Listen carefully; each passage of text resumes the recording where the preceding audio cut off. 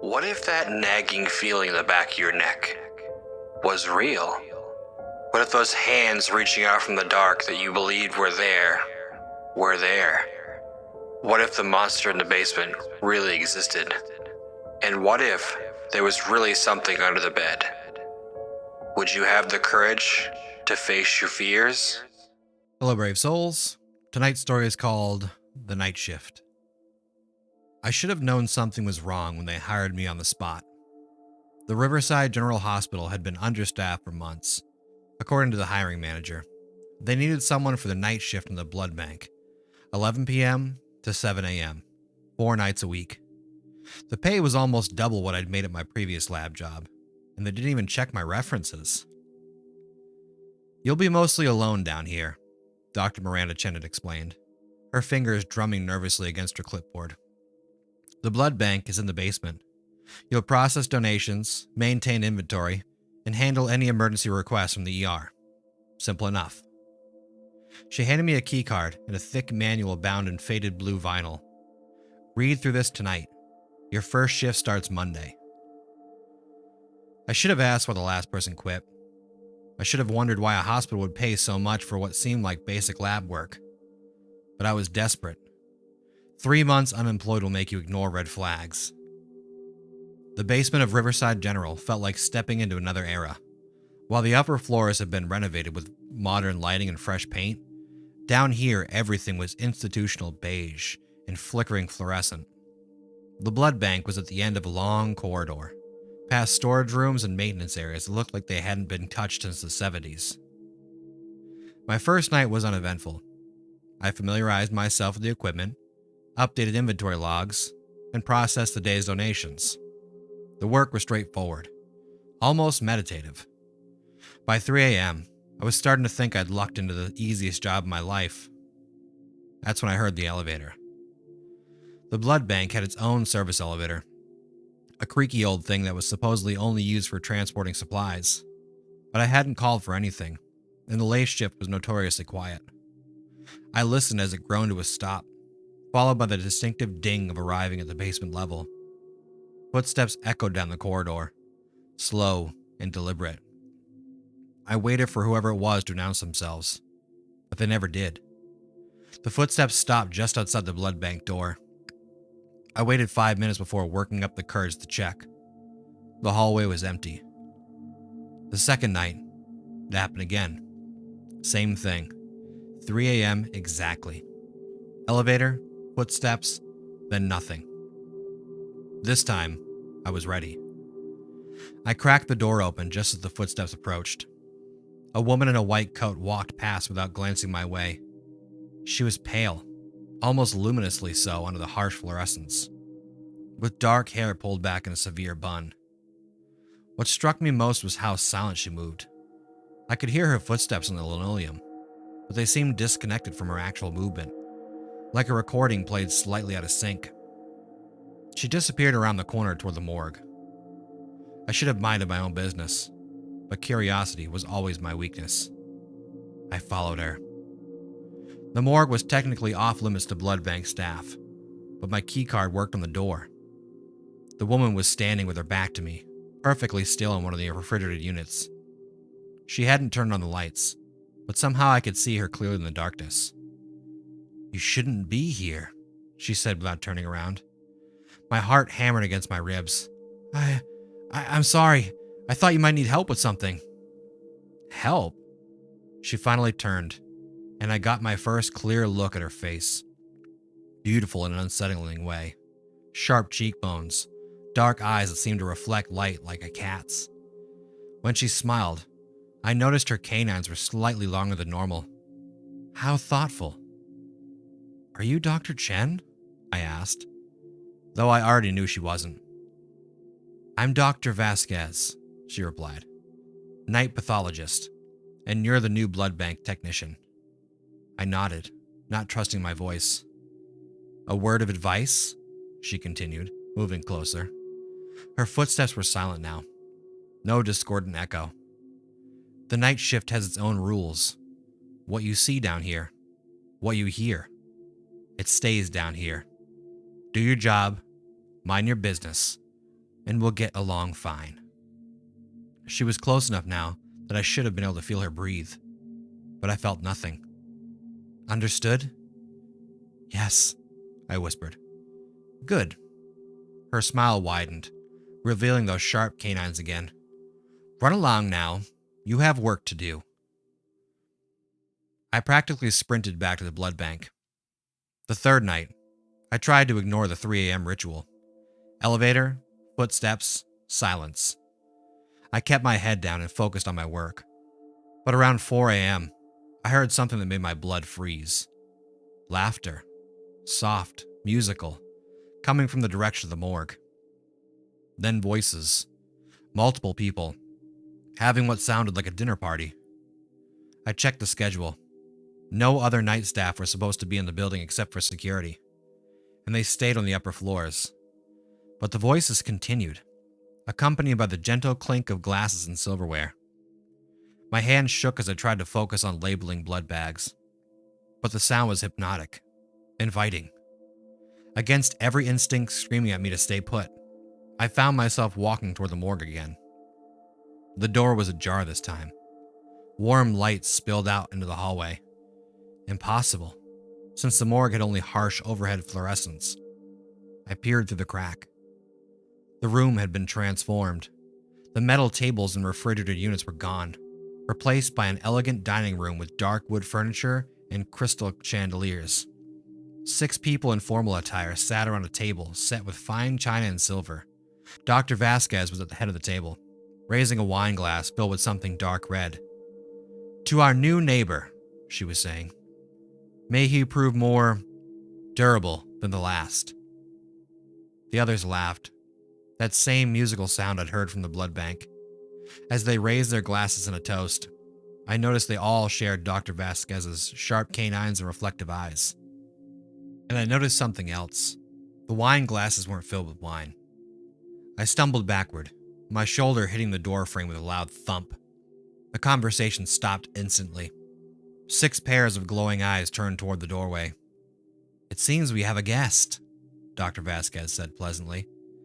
I ran. I should have quit that night, should have walked out and never looked back. But they'd already paid me for the week, and I needed the money. I told myself I'd imagine it all. Stress, sleep deprivation, too many horror movies. People don't turn morgues into dining rooms. People don't drink blood from wine glasses. The 4th night, I came prepared. I brought a thermos of coffee laced with enough caffeine to keep me alert, and I planned to stay in the blood bank no matter what I heard. I even brought my laptop to stream movies as a distraction. But at 2:30 a.m., the lights went out. Emergency lighting kicking in, bathing everything in a red glow that made the blood bags look black. I tried the main switch, but nothing happened. The backup generator should have restored full power within minutes, but the red emergency lights just kept pulsing. That's when I heard the elevator again. But this time, it wasn't just one person. Multiple sets of footsteps echoed down the hallway.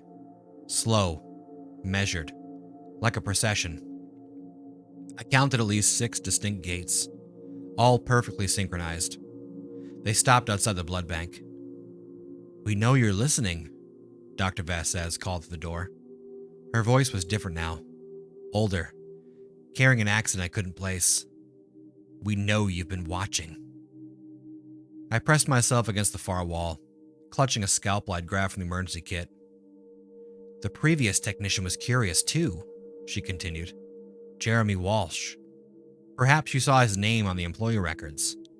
He worked here for 3 months before his curiosity got the better of him." I had seen that name in the manual, on old schedules, but Dr. Chen had said he'd quit. "Jeremy provided excellent service," another voice added, male with a slight lisp caused by elongated canines. "Very accommodating once he understood the arrangement." "We prefer willing donors," Dr. Vasquez said. "The fear, it sours the taste. But sometimes, necessity requires us to be less particular." The door handle rattled. "Your key card, please," she commanded. My hand moved toward my pocket without my conscious decision.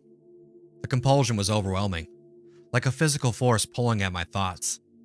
I fought against it, gritting my teeth until I tasted blood. "Impressive," Dr. Vasquez murmured. "You have a stronger will than most. That's good. It means you'll last longer."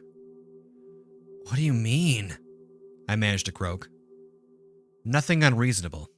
Continue your work, process the donations, maintain the inventory. But when we require special orders, you'll provide them. A pint here, a pint there. Easy to explain as documentation errors or testing samples. And if I refuse?" Silence. Then laughter. Not musical this time, but cold and predatory. "Look around you," Dr. Vasquez said. "You're in the basement of a hospital, alone, surrounded by medical equipment and disposal systems. If you were to have an accident, well, these old buildings can be dangerous, especially for someone working alone on the night shift." The handle stopped rattling. "Think about our offer," she said. "You have until tomorrow night to decide." The footsteps retreated, and eventually, I heard the elevator ascending. The main lights flickered back on. I spent the rest of my shift researching Jeremy Walsh. According to public records, he died in a car accident 6 weeks ago.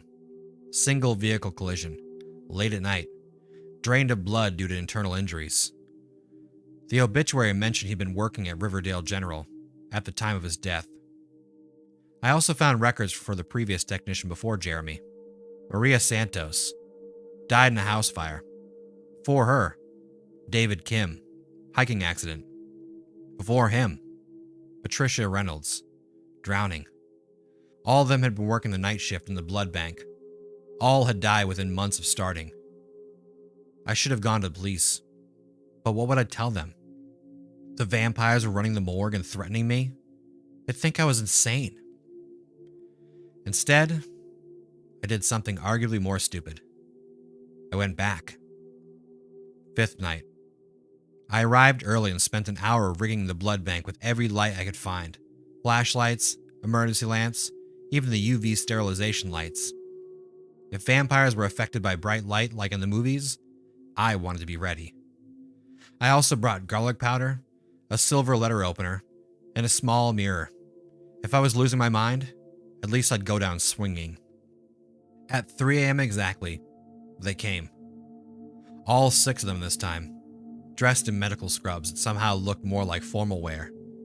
Dr. Vasquez led the group, her pale skin almost glowing in the harsh fluorescent light. "Have you made your decision?" she asked. "I want to understand something first," I said, surprised by how steady my voice sounded. "How long has this been going on?" She tilted her head, amused. "This hospital was built in 1923. We've been here since the beginning." "The morgue provides perfect cover," one of the others added. A thin man with silver hair. "Easy access to blood samples, convenient disposal methods, and a steady stream of temporary employees." "We're not monsters," Dr. Vasquez said. "We don't hunt. We don't turn children into our kind. We simply feed on what's readily available. Donated blood, surgical waste, the occasional willing participant." "What about Jeremy, Maria, the others?" "They became unwilling. That forced us to make other arrangements." She stepped closer, and I instinctively raised the silver letter opener. She laughed. "Silver? How quaint. That's werewolves, my dear. We're not affected by silver, or garlic, or running water. Sunlight makes us uncomfortable, but it won't kill us. Stakes through the heart will stop us, but then again, stakes through the heart will stop anyone." My makeshift weapon suddenly felt very inadequate. "The truth is," she continued, "we're not the undead monsters of folklore. We're simply evolved. A different branch of humanity that learned to survive by consuming blood instead of regular food. We age slowly, heal quickly, and yes, we need blood to survive. But we're not immortal, and we're not supernatural. Then why the morgue? Why the night shift? Tradition, mostly, and convenience. We've built a comfortable life here over the decades. The hospital provides everything we need: privacy, resources, and people like you to help maintain our little ecosystem. She extended her hand, palm up. Your key card. Join us willingly, and you'll be compensated handsomely. You'll process our special orders without questions, and in return, we'll ensure your long and prosperous employment. Refuse, and I'll end up like Jeremy. Jeremy forced our hand. We'd prefer not to repeat that unpleasantness.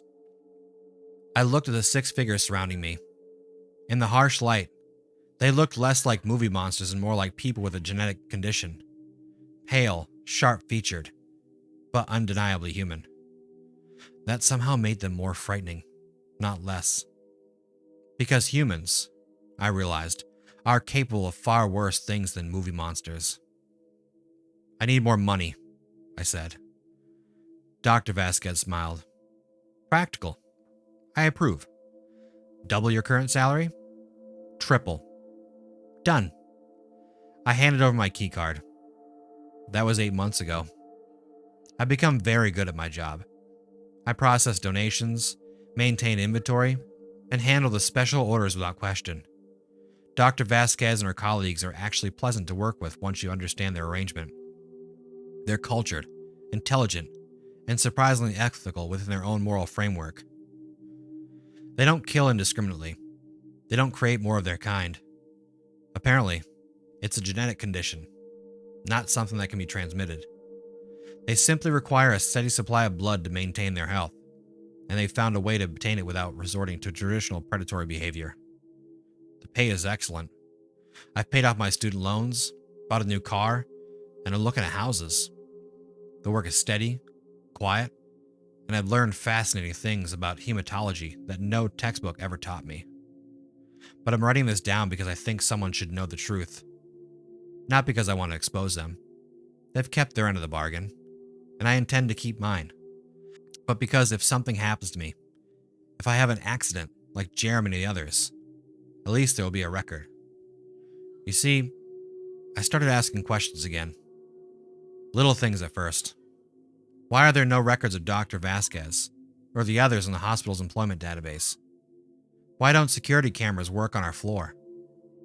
How exactly does one develop a genetic condition that requires consuming blood? And the biggest question of all, if they're just evolved humans, why can I never remember our conversations clearly the next day? I write everything down now, immediately after each encounter. But when I read my notes the following evening, details are fuzzy. Words seem changed. It's as if someone is editing my memories. 2 nights ago, I brought a digital recorder to work, hidden in my lab coat, running continuously. When I played it back the next morning, there were gaps. Conversations I distinctly remember having were simply missing. Not edited out, just gone, as if they'd never happened. Yesterday, I tried to access Jeremy Walsh's personnel file. According to the system, no one by that name has ever worked at Riverside General. The obituary I found online is gone too. When I search for Jeremy Walsh, I get results for different people in different cities. I think they can manipulate more than just memories. But somehow, I can still remember to write these notes. Either I'm developing resistance to whatever they're doing, or they're letting me remember just enough to keep me compliant. A little fear is useful for maintaining control. Tonight will be different though. I've been preparing for weeks. Not weapons or garlic or crosses. Something better. Documentation. Evidence. Video files uploaded to several servers. Scheduled emails. Backup drives hidden in safety deposit boxes. If Dr. Vasquez and her colleagues are just evolved humans, then they can be exposed like any other criminals. If there's something more, then people need to know the truth. I'm not naive enough to think I'll survive this. Jeremy and the others probably tried to fight back too. But maybe, if I'm smart about it, I can get the truth out before they stop me. If you're reading this, it means I succeeded, at least partially. My name is David Chen. No relation to the hiring manager. I'm 28 years old, and I work the night shift at Riverside General Hospital. If something happens to me, if I have an accident, or simply disappear, don't let them erase me like they erased Jeremy. Check the basement, check the morgue, check the blood bank inventory records for discrepancies. And whatever you do, don't take the job on the night shift. The elevator just arrived. It's time. The above document was found at a laptop recovered from the basement of Riverside General Hospital following a small fire in the blood bank. Hospital records show no employee named David Chen. The position of night blood bank technician has been temporarily suspended pending investigation. Anyone with information regarding this document should contact the Metropolitan Police Department. A new night shift technician position will be posted next week. Excellent pay and benefits. No experience necessary. So, I'm usually a pretty big sucker for zombie and vampire stuff. This one, I like this one, but it doesn't like blow me away. Like, it's just, I guess it's not my favorite brand of vampire stuff. I'm more of like if you've ever seen John Carpenter's vampires, that's my style of vampire stuff. I'm more interested in the vampire hunters than the actual vampire themselves. So maybe the next story I do will be more about vampire hunters versus vampires and kind of like an open-ended ending. But I hope you guys enjoyed the story. Come back next time for some more scary stories. And as always, remember to face your fears.